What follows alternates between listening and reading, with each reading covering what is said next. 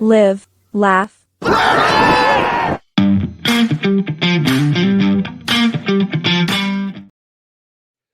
How's it going, everybody? This is Daniel. I'm Christian. And we are joined live from the Shire. The Stew crew. We've got Zach and Dylan Stewart. And I've just got one question for you. Just to start things off. What's your favorite kind of stew?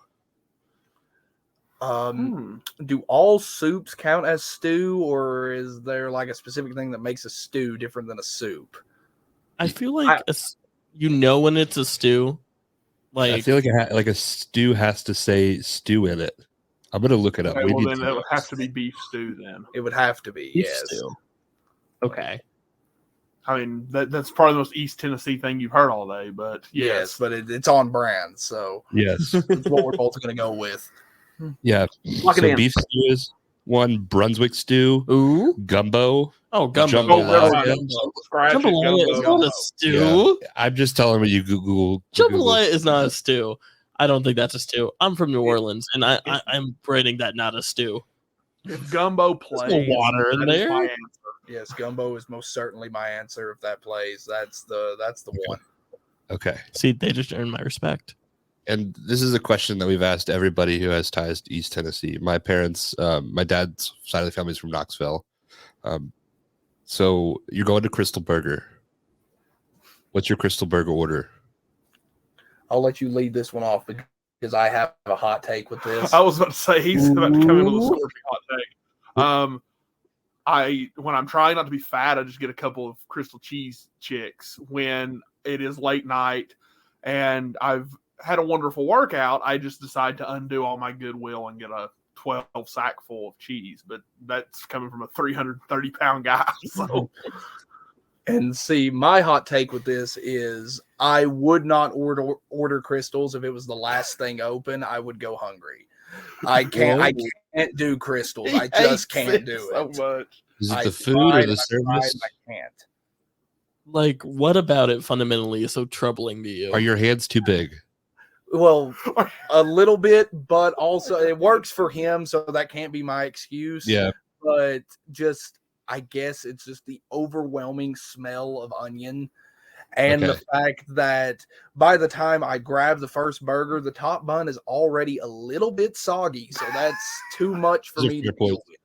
Fair points. How many times have you given this an honest try? Like, is this like every few years you come back around and it's like, maybe I was too harsh? I was wrong. We'll see, yes, and we'll see. When I was playing high school football, we live about 15 minutes away from the nearest active town. Like Cofield's nothing. We don't have anything here, and that's what I love about it. We have a Dollar General and 2 gas stations and a school in the entire town. So you got to go about 20 to 15 minutes to Oak Ridge to get to something, and usually Krystal's is the only thing open after a high school football game. So you resort to it every other time you're not eating at an IHOP until 2 a.m. And you try it. You hope it's going to be better this time, and then it's never is. So you just stick with your hatred for Krystals and claim that White Castle is better. I love it, but you can see if you watch any of our matches, he's the one with defined muscles. So it's probably a good thing that he doesn't eat them. Yeah, I could definitely see that. We were just in Knoxville this past weekend, and I stopped at a Krystal after the UT game. Big mistake. Waited 30 minutes. Waited 30 minutes for my food. It was okay. It's just nostalgia for me. I have a really unrelated sidebar, but this isn't like my takeaway here.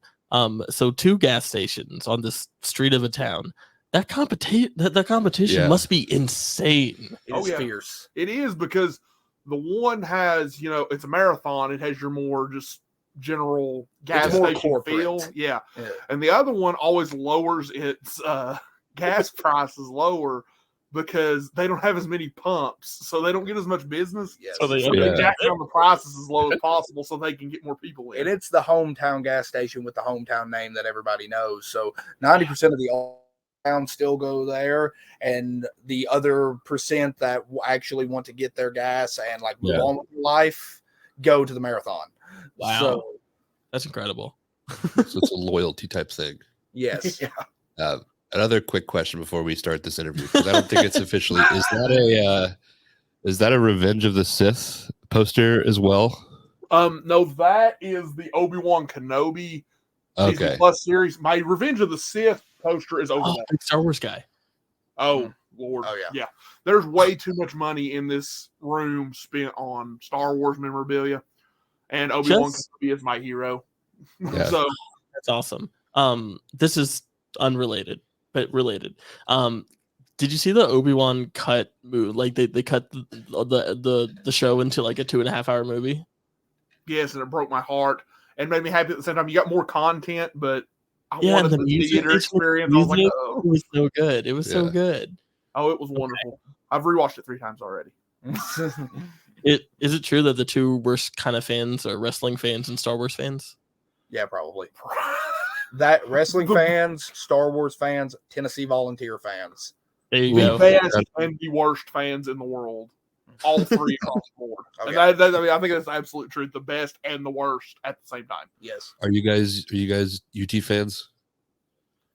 I proclaim to be just because I want someone to root for, but also I've been hurt all my life. Yes. I've never known good. The best UT I've ever known was last year. So this is something that I've been hurt all my life. So it's not something that I'm proud of. Yeah, it's like a secret. It's something I proclaim. Yeah. Here's my odd sidebar. In 2015, Butch Jones' second class, I was the first signee on National Signing Day. Wow. So through 2012, when I got offered as a sophomore to move-in day of my senior year, I was a big ball. And then our VFL, baby. VFL. And then our mother passed away on move-in day. Yeah. And I didn't wind up going. I went for about 2 weeks in July. Mm-hmm. Practice, worked out, all that stuff. I was depressed, all that jazz, and come home. And since then, I've not even bothered keeping up with it. I love college football, and I'll watch UT when they're playing Georgia, Alabama. But I don't make it a point to, the balls I got to watch. Yeah. So I pick it up when they're playing a good game or a good team. Yeah. Yeah, it's an obsession there. Like the reason that I was in Tennessee was for a funeral, and there were people wearing like UT ties and like UT jackets in the funeral. Like, yep. Our high school football coach, his graduation blazer suit jacket that he wore was UT orange. Yeah. So definitely a way of life. It life. sounds a lot like Louisiana. Yeah. Like it seems like they're cut from the same cloth. I think it's like most SEC schools. Oh yeah. Especially if they don't have a pro team. Because like, correct me, you guys probably but like East Tennessee is so far away from like Nashville that it's like the Titans and stuff. That's like, it's almost like a different state. The Vols are the #1 team in East Tennessee. Yeah. It's pro, high school, college, everything. They go there first. Oh yeah. Speaking of going somewhere first, let's get this story started. Yeah. Like at the beginning. And y'all can answer one at a time. What's your story with wrestling? What's the earliest point you remember? Like what do you remember watching? What are characters you were true to? All that fun stuff. Well, I credit my dad because he was a fan. And when I was little, I had like the Nintendo 64 WrestleMania 2000 game and stuff like that, but I wouldn't consider myself like a diehard fan. And then I walked into the back room in here because I live in my parents' house now. I bought the house for my dad. So my childhood home is my current home. Yeah. And walked in the back room in here, and he was watching the Ric Flair anthology. And the 1992 Rumble was on. And this is 2005, so it's 13 years removed. I was mind blown. The Barbarian was the coolest dude ever. Big Boss Man was even cooler when he came out a couple entrances later. And then Roddy Piper came out and it was like, oh my God. And by the end of the match, I'm obsessive anyway. And my dad hands me a box set of Mania 1 through 13. And we go to the video store and we buy the Royal Rumbles that are there. And one of those Rumbles is the 2000 Royal Rumble. And this is where his story starts. Yes, because my story with getting into wrestling was basically I did what he did when I was younger. You're the younger brother. Whatever whatever Zach was into, I was into. Okay. And he started watching wrestling. And the first two matches I ever remember watching were the Hardy Boys and the Dudleys in a tag team tables match at that 2000 Rumble. So immediately Jeff Hardy's my favorite wrestler ever because he dove off the top of the thing. Yeah. And then I pieced out through the middle of the show and came back for Cactus Jack versus Triple H. And that is still my favorite match of all time. And he is 4 at this point, 4 years old. Yeah, I'm 4 years old watching Triple H get pedigree Cactus Jack in the thumbtacks. I'm either the greatest big brother of all time or I'm a horrible influence. Yeah. Yeah. But it was a trial by fire. I love the idea that you were watching, like, this is really cool. I'm going to go play with Legos now. I'll be back. And then you come back, you're like, oh, this is even cooler. Screw Legos. Yeah. Yes. It was more like, because I was never a big Lego kid, unfortunately, it was more like watch the first match, lose attention on the second match, go play Mario Sunshine for 45 minutes. Come back. That's awesome. Yes. Come back and then watch the Cactus Jack match. And it had me ever since then. And at that point, we started buying every action figure we could find. Mm-hmm. Dad was a collector of action figures, so we had half the toy set already. And till I started, I'm going to go to school to play football, we pretty much played with action figures until I got to high school. Yeah. And we made every Rumble, we made every Mania, SummerSlam. We watched all of them at the house. Picked up the TNA as soon as I found out who AJ Styles was, and picked up Ring of Honor as soon as I found out who Kevin Steen was, and here we go. What is the age difference between you guys? I'm 26 and I'm 22. Okay, so about 4 years. So 4.5 years. Do you credit that for like you guys being so close? Because I have a similar age gap with my brother, and we didn't necessarily get along, but we didn't necessarily have something we bonded over like as much as that. 100%. See, like we're also big football guys, and we both played football at a pretty high level. Of course, he's already dropped that he committed to UT. I was recruited to smaller schools, Carson Newman and Tusculum and schools around the area. But football was never our thing that we bonded over. We would watch it. We would work out together when it called for it. But it was, and we were kind of closet wrestling fans because it wasn't a big thing around home. Yeah. But that was our thing. We would come home, and on days where we didn't have football practice when we were younger, it was go down to the trampoline and practice moves on each other. And how neither of us ever ended up in a neck brace was remarkable, especially because I was the one always taking the power bombs. But it was remarkable that we never ended up hurting each other, and that was our big bonding point, was going down there and beating the crap out of each other for hours on end. Did you guys have names for yourselves? We've always said we were going to go by our real names just because it's such a rarity to get two brothers. I mean, you see a lot of the greatest tag teams are, but in the grand scope of things, it's very hard to find two blood brothers. And we thought, hey, it's cool enough that we have, I mean, it's a unique name. You don't see Stewart a lot in wrestling. Yeah. We were Zach and Dylan Stewart.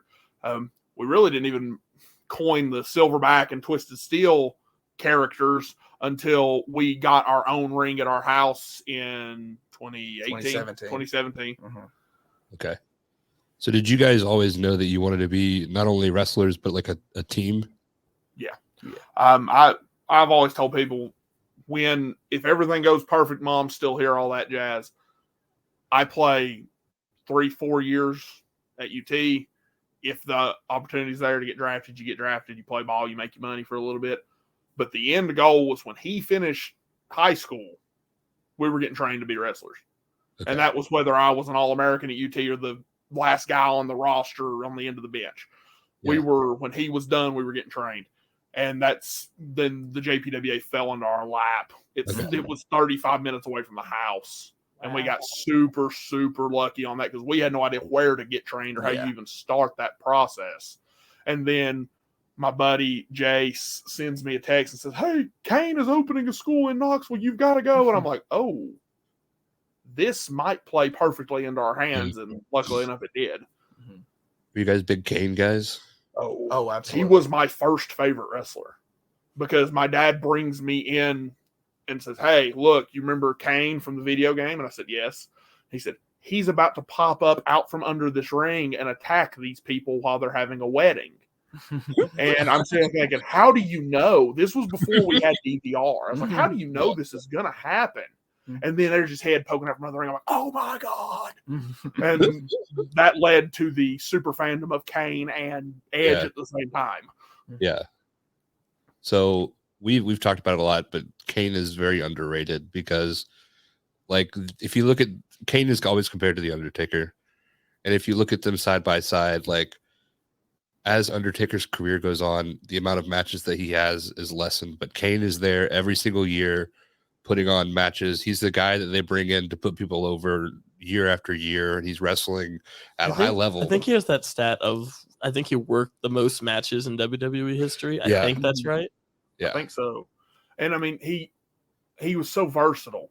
And yeah, whether it be character changes, outfit changes, but the fact that he could be with Daniel Bryan and it'd be funny, and he could be the maniacal, unmasked psychopath in 2003 and it be believable. Yeah. And he's a babyface with no mask. He's a babyface with the mask. He could fit so many roles. He played in the main event.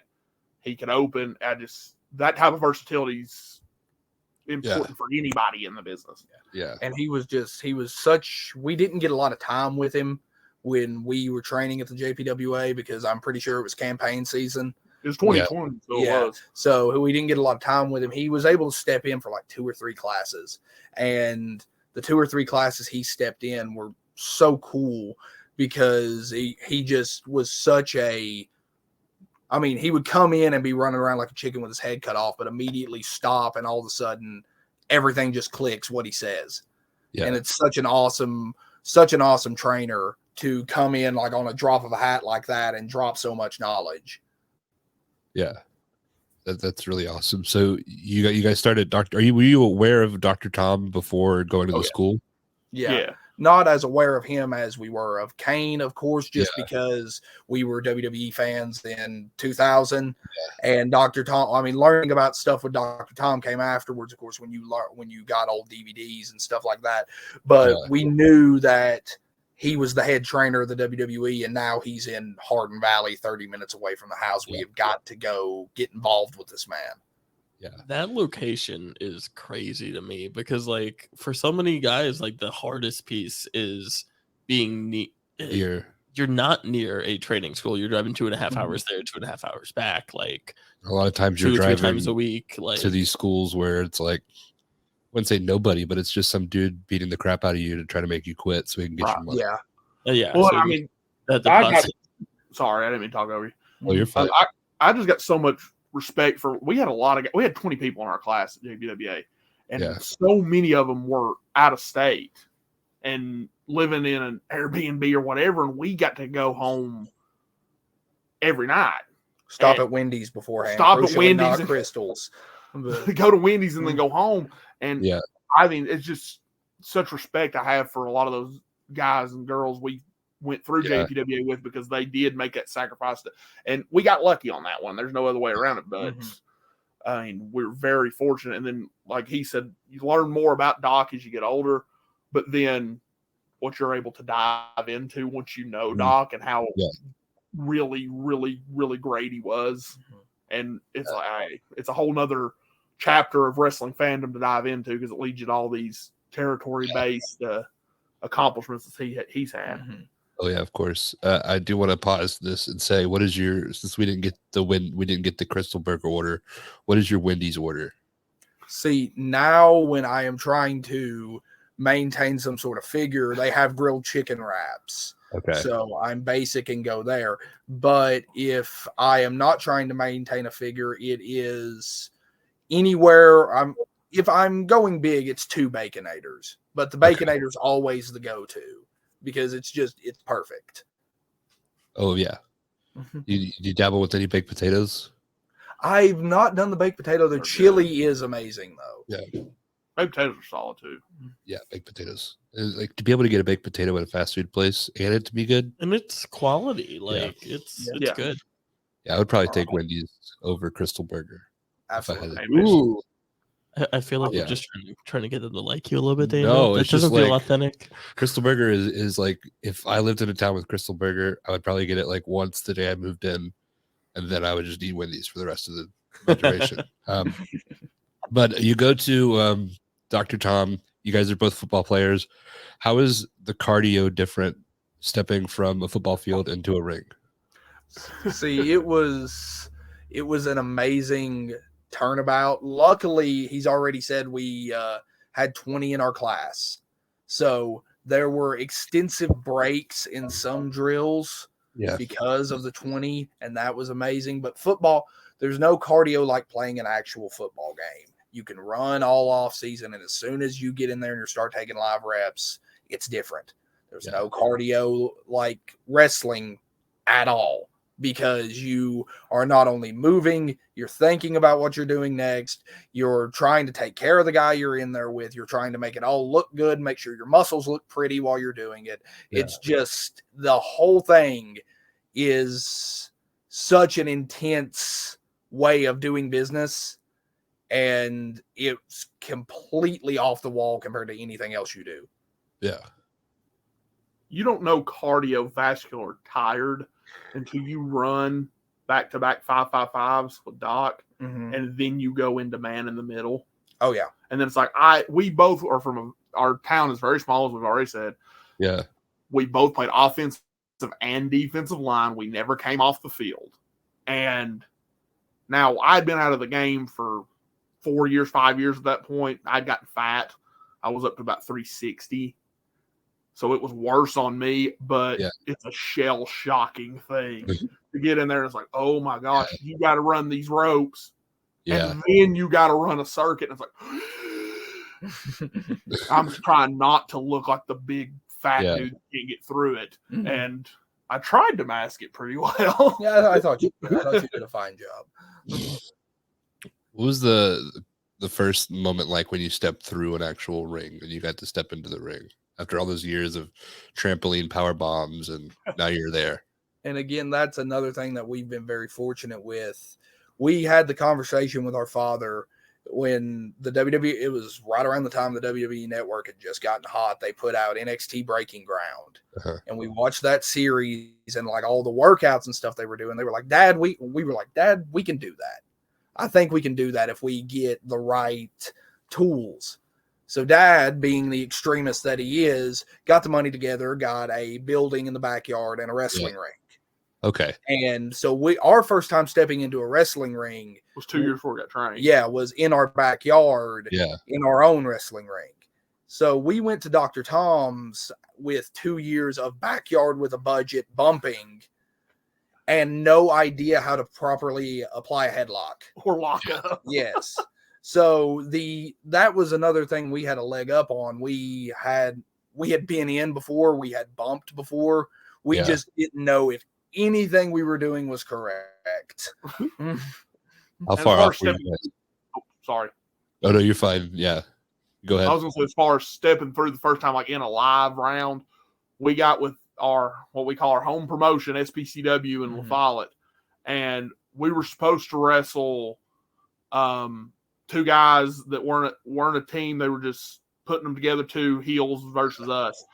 And one of them got injured, and somebody, I don't know if it was Matt or Johnny that run SPCW or if it was Dr. Tom, somebody called in a favor and got us with the Heat Seekers.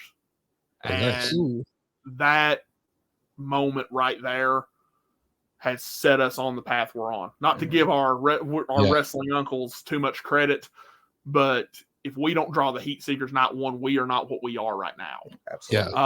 And we got lucky. La Follette is 45 minutes from the house. And for some reason, we didn't overly publicize it. We didn't know how to really work social media yet as wrestlers. And for some reason, we had about 250, 300 people from our hometown show up in La Follette just to see what it was like. So we had the crowd without having to introduce ourselves, so to speak. We didn't have to worry about pushing the Silverback and Twisted Steel Stew Crew character. Yeah. These are people that watched us grow up. Yeah. And they're there, and we're wrestling one of, if not the very best tag team that isn't signed right now. Of course, and that was first match, and we were super fortunate. That cut a lot of nerves because we knew we were going in there with pros.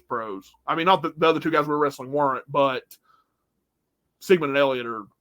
Yeah, they've been to Japan. They ought to be on contract somewhere. Yeah. They're That's season, a crazy place to start. Yeah. So like, not to discredit your hard work, because you guys are clearly like have worked very hard for this, but like you've got a great school 30 minutes away. Your first match, the Heat Seekers, that's got to be like, I feel like sometimes wrestling, due to like just what wrestling is, as far as like the old school boys club, can be harder than it needs to be, especially for people trying to break into the business.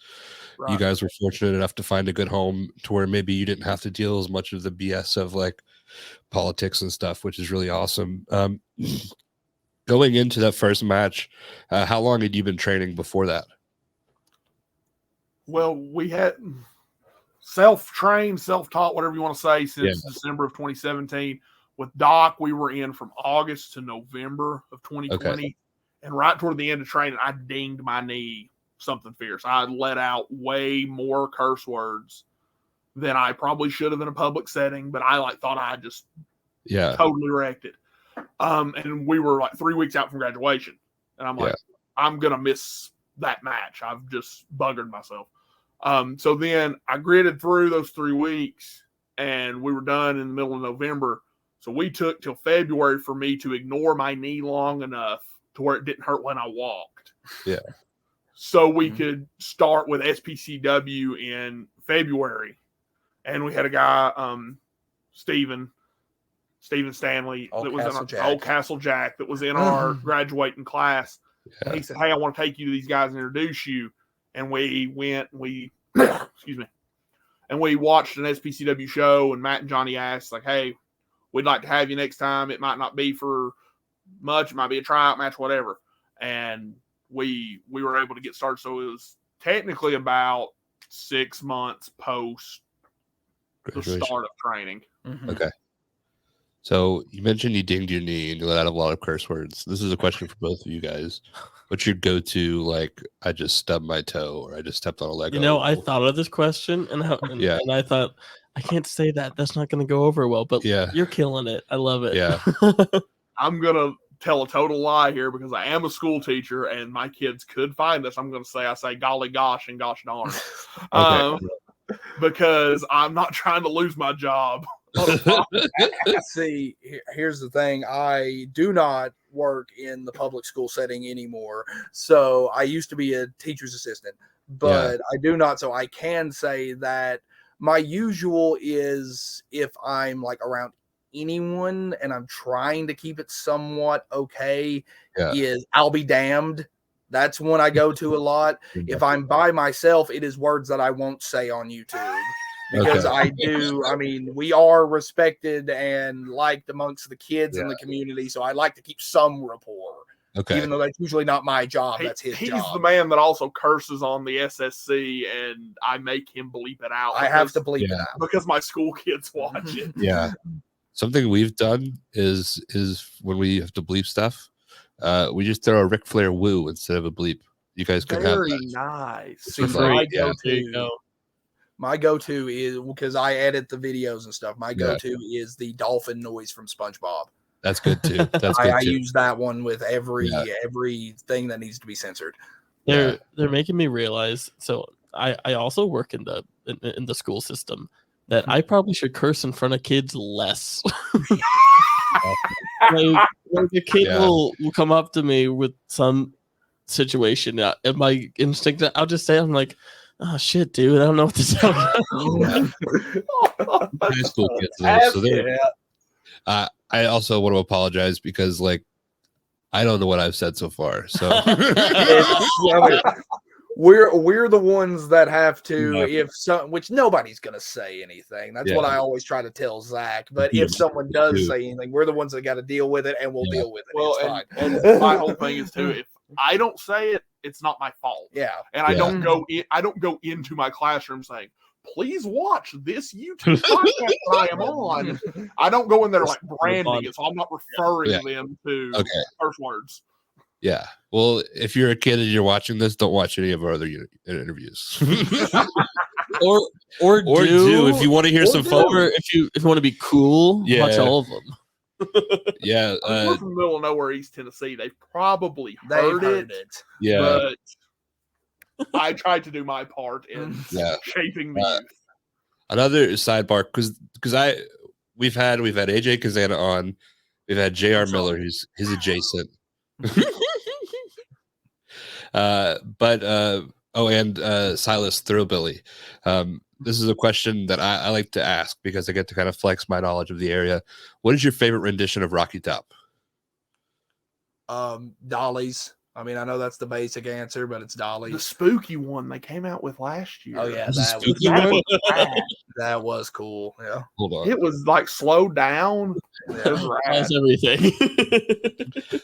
I'm gonna look this up if you guys don't mind. Yeah, go find it. The NWA put out a video package using it when they came to Knoxville for Always Ready. Yeah. That our boy Austin the Spank Swint actually helped them edit. Shout out to the Spunk. Yes.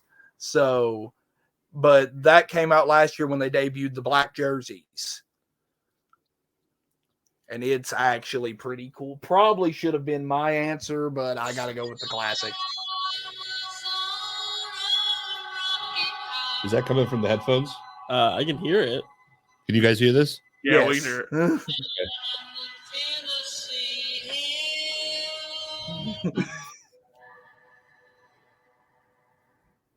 All right, that's fine. It is spooky. If I was like out at dark and I started hearing that, like I would probably crap myself. Oh yeah. That sounds like the White Rabbit. I don't know who it's by. Jefferson Airplane or Jefferson Starship. Yes, it's trippy enough. I dig it. Mm-hmm. Speaking of music, what is you guys' entrance music and why? It is Square Hammer by Ghost. That is another thing that we try to, or not try to, but it's good. The main reason we picked it is just because it is an absolute stomper to open up. I mean, it's something that's very easy for the fans to clap to and stomp to and everything, and it doesn't say any curse words, so the promoters that we send it to aren't having to find edited versions or anything like that. But it does have a questionable message for some people, and luckily no one hears the words of entrance themes. It's just what they sound like once you come out of the curtain. That's the main point. It was hilarious because he texted me the morning of the debut and said, "What's our entrance song promoters asking?" And I said, and then we compiled a list and we got it down to a Theory of a Dead Man song, a Shine Down song, and Ghost. And he said, the opening of Square Hammer sounds more babyface-ish. Let's go with that one. All right, shoot with it. Let's go. I'm gonna play it real quick for those who don't know. Good choice. Something you guys could have. Stew Crew SC, also Squeaky Clean. Yeah, Squeaky Clean. For free. There you go. I don't know if you guys want that, but because anti-explicit. Yeah. Oh, it's coming. It's just so easy to stomp and clap to. Yeah, that's the main thing. Yeah, very much like rockers vibe to it. I dig it. So we're kind of all over the place today, but you're getting ready for a match. What kind of music are you listening to get pumped up for? See, usually with our car rides, there is some music playing, but it's usually just us and Spanky yelling about whatever is on the brain or whatever business agenda it is on the car ride up. So there's not a lot of music usually being played. But if there is, mine and Zach's go-to is always Shine Down. That's our favorite band of all time. Fellow East Tennessee boys. Yes, fellow East Tennesseans. And I delve into a little more of the hard rock side. I love me some Slipknot. Yeah. I do too, but he's more of a... And that doesn't get played a lot in the car ride because sometimes that is a little too much of a mood before you go and you have to do business. Yeah, that's fair.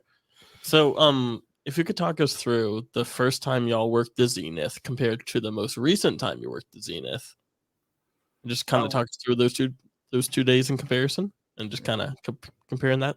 Well, first off, I've said before, they are the perfect foil for us. Mhm. The matchup is just as close to, I would say he's a little more physically imposing than JR, but it's the same kind of cerebral mindset. And then Tevin is one of the best matchups for me that I can think of. The first time we worked him was in SPCW, and it was around September and November of last year. And it was a really good match. It was one of the things you instantly knew that there was something there. It wasn't the main event. It was in the middle of the card. We're rarely in the middle of the card at SPCW. And it was just kind of, there's legs. Brag. Yes. Humble brag. Well, that did sound arrogant. I apologize for that. But you kind of knew there was something there. Yeah. And there was a 4-team tag team program and for the belts, and we didn't really get matched up again until July of this year. And then we worked them once in July, twice in August, twice in September, and once in October. Yes. And I won't say there's a bad match anywhere in there, but we had a street fight in there that was just, it's on Joe Kazana Promotions YouTube channel. If anybody watching wants to check it out, I'll put that match up against any match and anywhere. The chemistry has just grown so much. And we didn't say it outright, but JR was in our class at the JPWA. Yeah. And we grew to be good friends with him, and now we have made better enemies every time we go into the ring. As is wrestling tradition. Yes. Yeah. And the match at Cofield was one of my most proud because it was so hot, and I love chaotic wrestling. I feel like wrestling should be chaotic. It should look like two or four or whatever the number may be, guys out there trying to hurt each other for a common goal. And that's what that was.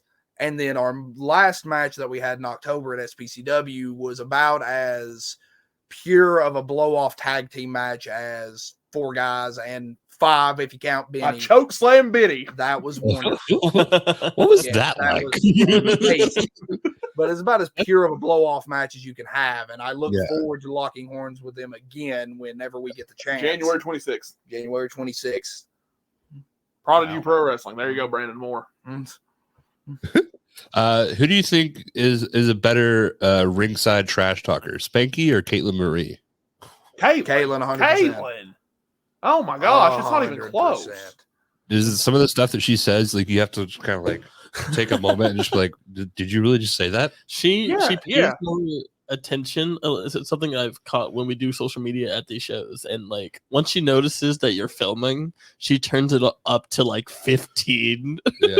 Well, there was a video out there from our most recent appearance at FWA and ALW combined. Yeah. And he gets foot washed from Tevin, and I'm surprised his face is still here. Yeah. And she is like going microphone to mouth to interview him while he's dead, but she goes this number, and I go this number, and I'm in the background, and we pretty much do the same thing, but she's pulling the mic up, and I'm like, oh my God, my brother just died. Yeah. How am I going to be a singles wrestler? I don't know how to do it. Yeah. It was not a fun time for me. Yeah, that boot in the corner was one of those happy surprises that like that was something I filmed that Tevin put up, and I was like, oh, that's my video. Like, oh my God, is he okay? Yeah. It was such a kill shot. Oh yeah. And then he then he knocked me out of the ring with one at SPCW the next time. Yes. So, do y'all have an opinion on JR always putting a filter on his pictures on Instagram? Always putting filter? A filter on his pictures. I don't know. I'm very absent-minded when it comes to things on social media. Like, I know how to promote our own stuff and the stuff that I should see for us. Other than that, I don't really look. I do know that JR has brought that up to me in conversation before.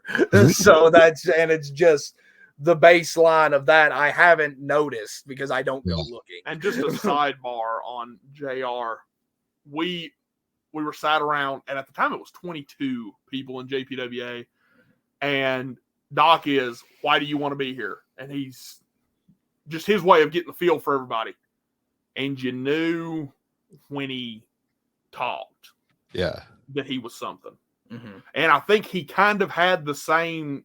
There was eye contact made after all that was done, and we are very like doing this podcast is a step for old Zach here because we are very socially awkward. He's better than I am, but we're not. We'll come off standoffish sometimes, and it's never that we're too good to talk to you or we're jerks. It's I am a nervous 5-year-old child inside. I'm scared to death. I'm going to say something stupid and you're going to make fun of me.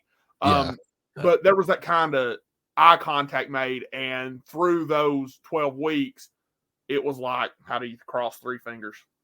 I mean, him and Johnny Polk, who graduated with us too, we had our own little in-class faction, the Polk Gang. And we would film vignettes together on promo days and stuff like that. And I mean, you hold a soft spot in your heart for everybody in that class, but like those 2 guys, we just really connected with. And with JR, he's so sleazy, and I mean that in the most complimentary way possible. It's just perfect. I mean, last time we worked on Fallout, he looked over, and I don't remember what he said, but he licked his teeth. And I said, "You have a sleazy face, you know that." He said, yes. And then he kneed Dylan in the corner. He's a throwback for sure. Absolutely. What I was going to say. We're very awkward too. So I totally get that, which is weird because we have a podcast where we talk to people, but like the anxiety that I had when we first started, because it's a weird dynamic because you're talking to somebody on the computer and you see them in person. It's just like, and a lot of the times people are doing this on their phone, so they don't even know what we look like. So it's just like this paradox of this most awkward. And it was like this imposter syndrome that like I had to like make like do a verbiage deal where I would walk up to him and be like, "Hey man, thanks again so much for doing the podcast. Good guy, bad pet," and like quick spiel to catch him up so then like you can connect for a moment and then hopefully have a relationship post that. But like, and that's been such an awesome thing that we got to pick up on with the YouTube channel is us doing BTE style skits to promote these shows is absolutely left field compared to anything we would have done in our life. And it was Spanky pushing us to start the YouTube channel to promote the shows. And since then it has become my baby and my creative outlet. And it's just it's awesome when you actually will let yourself come out of your shell and do these things. Because it's I love that YouTube channel. It's my favorite thing we do. And it's absolutely stupid, and it doesn't really make a given as to our next booking or our next town or whatever, but it's my favorite thing we do because it's just my 5 best friends assing off with a camera. And it's great. We recently started doing something like that when we travel. And it's really fun because like wrestlers don't always have the opportunity to like do that. Like, or they don't have a platform, so to just just give them a platform and be like, "Hey, here's a stupid idea. What do you think?" The last show we worked a Firestar show, and Cruel. Do you guys know Cruel? Yes. Scary mask guy. He was there. He had pink eye. He couldn't come. So I was like, "How can we explain him not being there?" So I said he was afraid of Cruel. And so through the whole episode, I was like talking crap to Cruel and like challenging him, and then Cruel was just the nicest guy ever. The ending of the thing is me trying to confront him. He like jumps out of a room, grabs me by the throat, and like carries me into the closet. And it's just like so much fun. And it's just so cool when guys are just willing to do stupid shit. Like it's like language. Oh, I'm so sorry. You're okay. I mean, it's perfectly fine. But the most recent episode of SSC has us. It's our Halloween episode, and we are looking for something. It is a Scooby-Doo manhunt, and Zach is in an Obi-Wan Kenobi robe, and I am in an Average Joe's Gym costume, and Spanky is in an Elvis costume. We've also spoofed the movie Dodgeball. He's talking about Average Joe's. But it's me and Dylan and Spanky who has become our third / business partner / manager / pain in the neck. And somehow Spanky has found us, and that's a whole story in and of itself. And then we have Coach Dan Winkle, which is his childhood best friend that somehow, through coming over to the house to play video games, turned into my best friend too.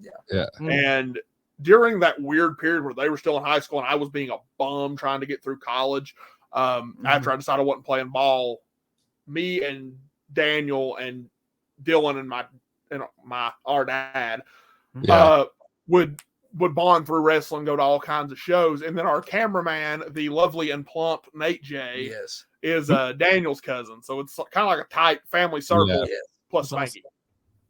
That's awesome. So walk us through the creation of that, because it's very cool. Like, I don't think a lot of people are doing it, at least at this level. So kind of walk us through the creation of that. And see, it was all Spanky from the get-go.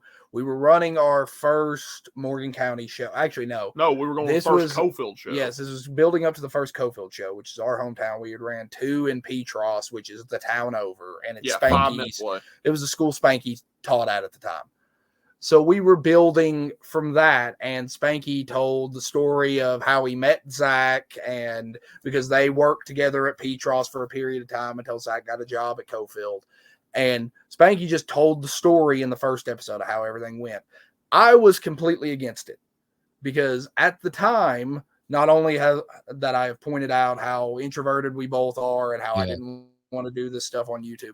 At the time, I was really not a fan of Spanky.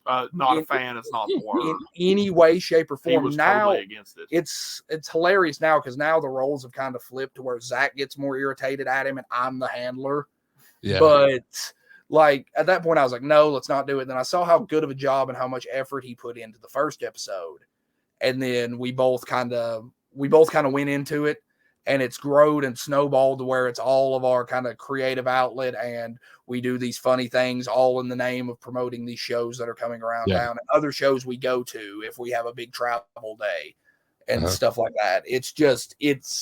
I keep saying it's my creative outlet, but that's what it is for all of us. That's how important it is. It's something that you can get these stupid ideas out of your head with and put them on paper. And if they're good, they're good. Let's do it again. If they're bad, we did it once. Who cares? Let's move on.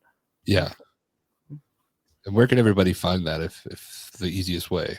See, I've got the link posted in my Instagram bio.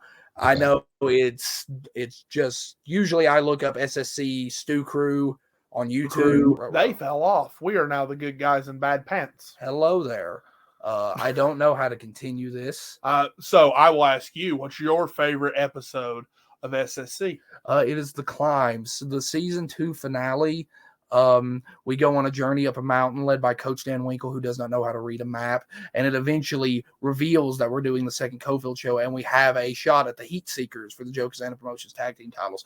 I really don't know what to do. I don't know, but it's still recording, so we're going to keep going because we're pros. Now, you asked me the same question. Yes, what was your favorite episode of the SSC? Besides The Climb, which is an all-time classic, yes, I would have to go with the most recent Dodgeball spoof. Yes, because it's friggin' hilarious. And Nate J gets hit in the rear end with a dodgeball, and it's one of my favorite moments. There they come. Oh, here we go.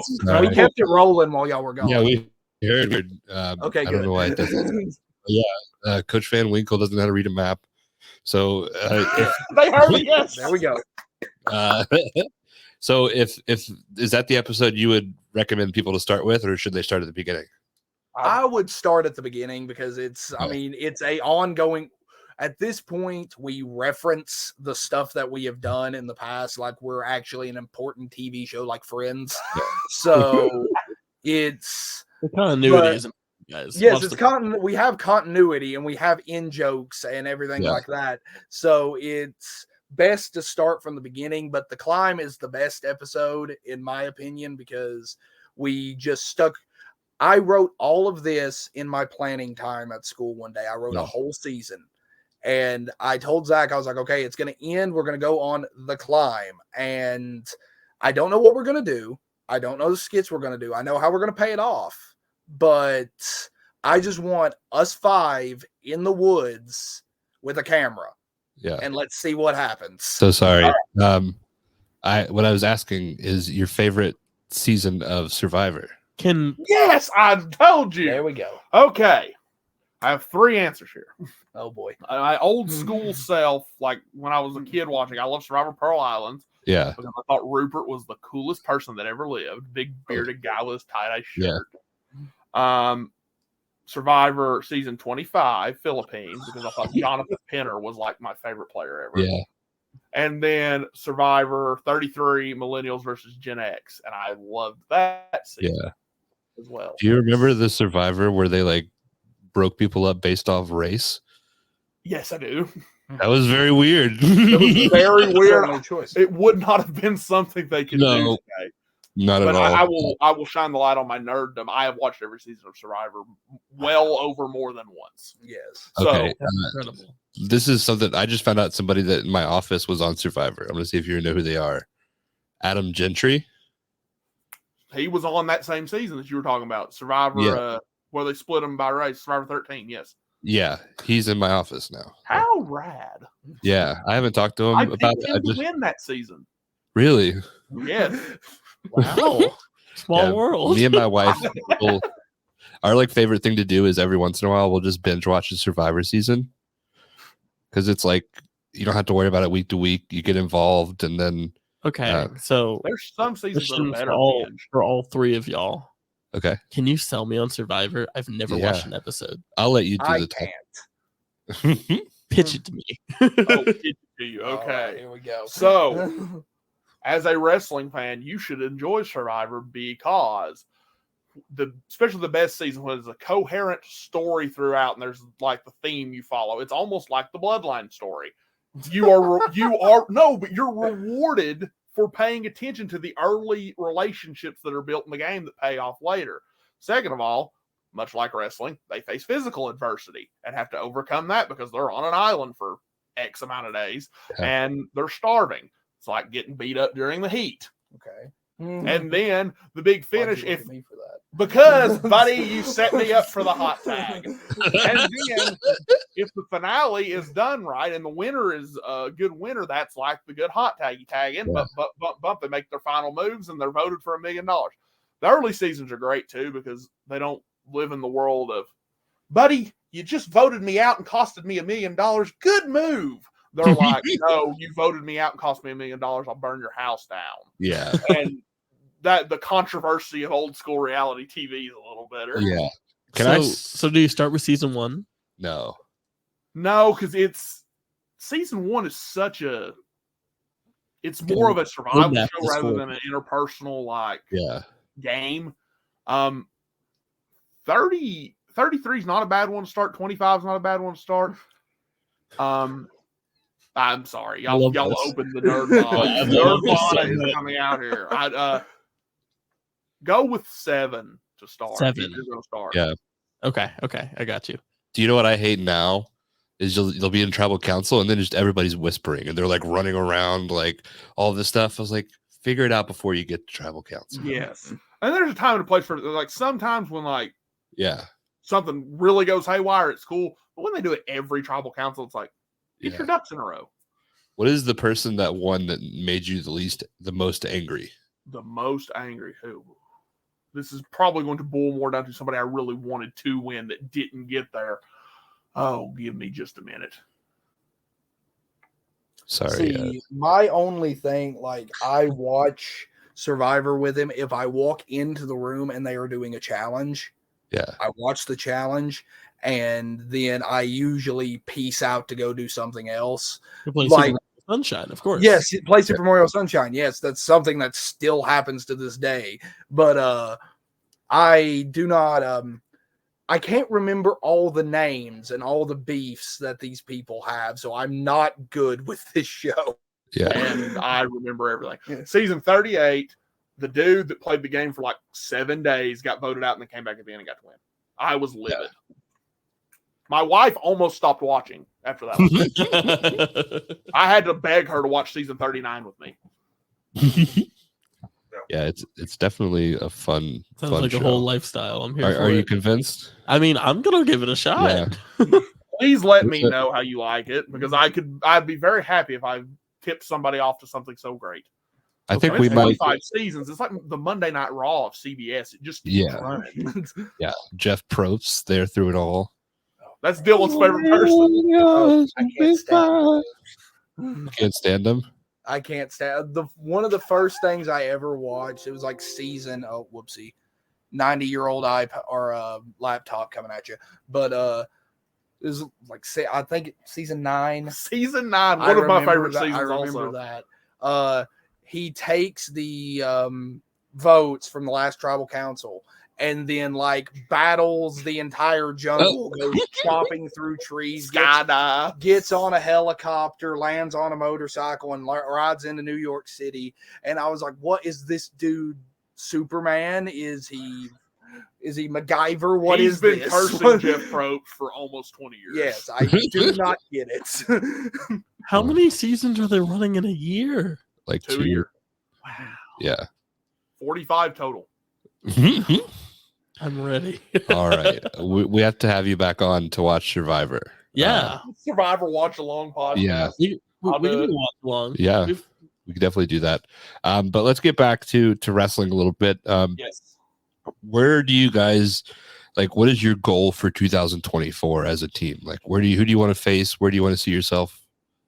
See, as of yesterday, we were with the NWA in Nashville and we got some good feedback there, and you may or may not see us on an episode of Power before the year's end, but hopefully that can continue to escalate into a more productive and stable relationship with the NWA, and then we can make our name on that stage.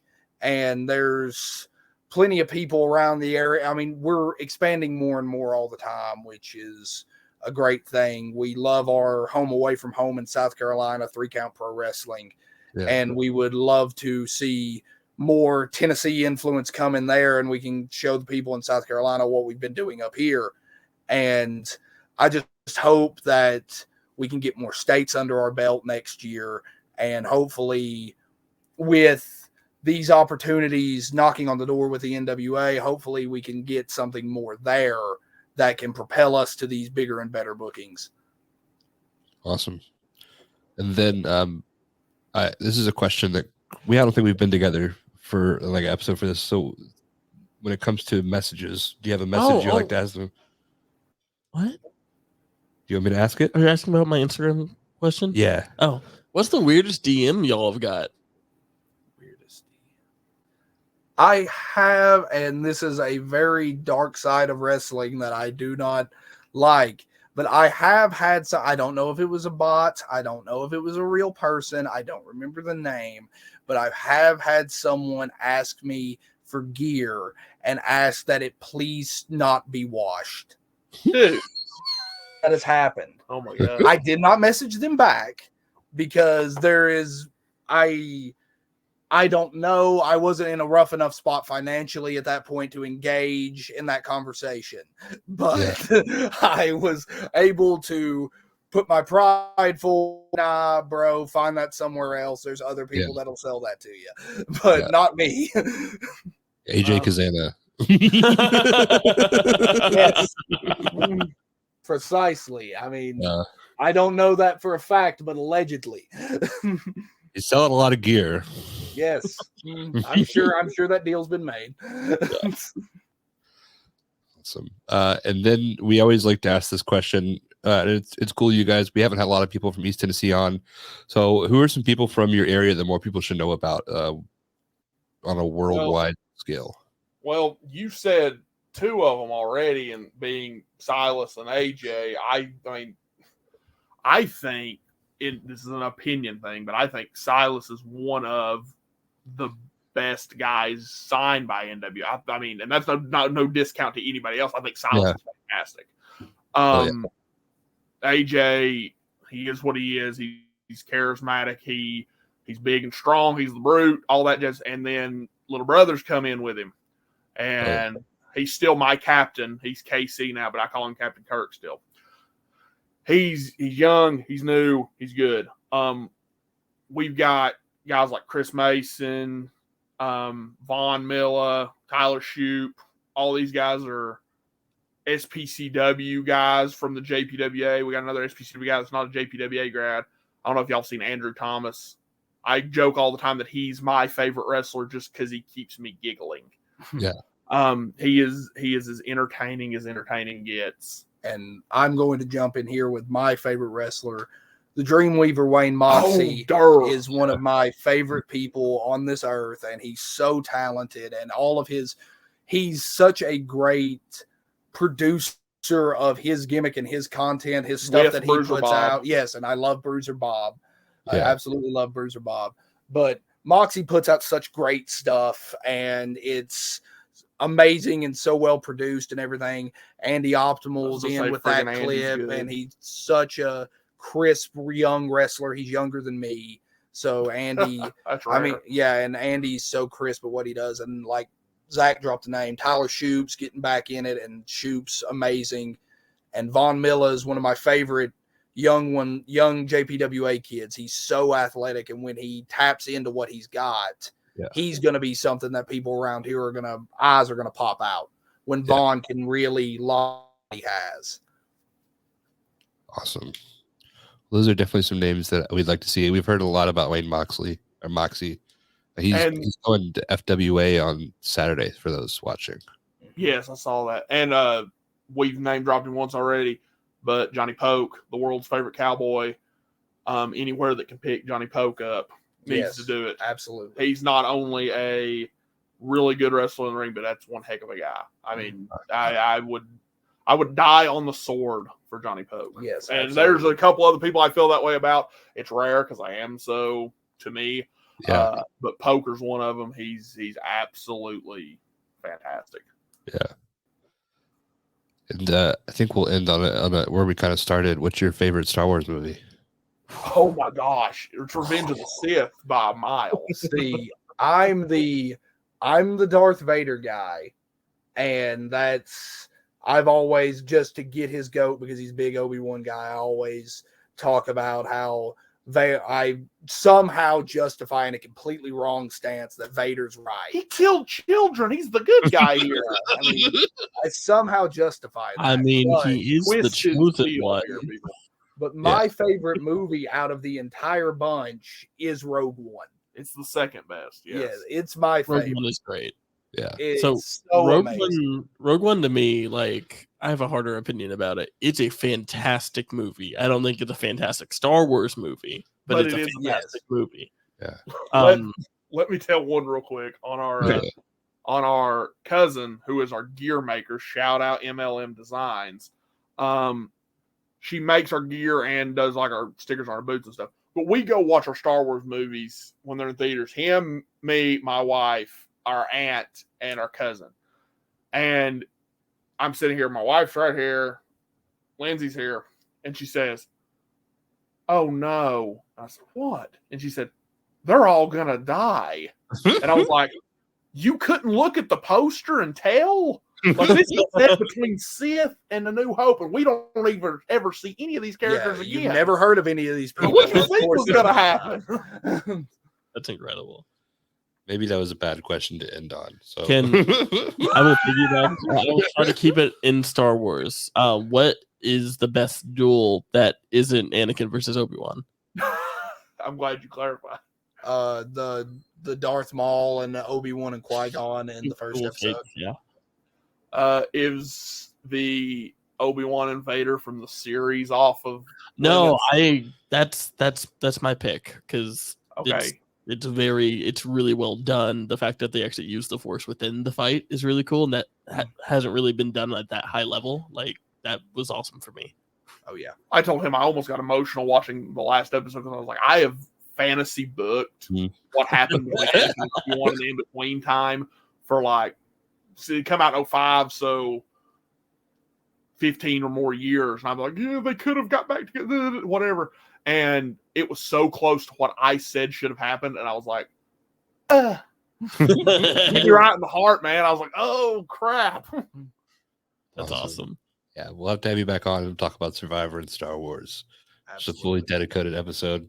Where can everybody find you guys again? What are your upcoming shows? Anything else you'd like to plug before we jet out on the Millennium Falcon? Well, we, as you can see, you can find us on our Instagrams right below our little handy dandy name tag there, and the SSC, which is in the link in my bio on my Instagram, and it's search SSC Stew Crew on YouTube, and you will find it. Subscribe. Please. We have jetted up. We have tripled our amount of subscribers in this year alone, so I'm hoping to continue to let it grow. And our big upcoming show is on December 2nd, Joe Kazana Promotions in our hometown of Cofield, which is the jewel in the crown of the Joe Kazana Promotions territory. We've had 500 people, 700 people, and then 900 people at the last show. And at this one, we've got NWA President William Patrick Corrigan coming to town. Hopefully some big things will happen. All kinds of NWA talent are signed on to that show. We've also got Caged Aggression at SPCW on Thanksgiving night. We have Pile Driver Pro, another good promotion that we work for in East Tennessee. You get to work with guys like Axton Ray there, and he's one in a million talent. 3 Count Pro on December the 9th in South Carolina for their big end of year bash. Country Santa Bash. Thank you. There we go. And then I think we tie up the year on the 23rd, which we affectionately refer to as Brother Christmas, because that's when we give each other gifts, at SPCW on the 23rd. So we'll follow it heavy, a little sprinkle of Cofield and some South Carolina and Pile Driver in between. Awesome. Thank you guys very much. And if you go to a show where the Stew Crew is working, make sure that you bring Dylan some Krystal Burger, please. Amen. Yeah, please. I will give them to someone outside the venue that needs them.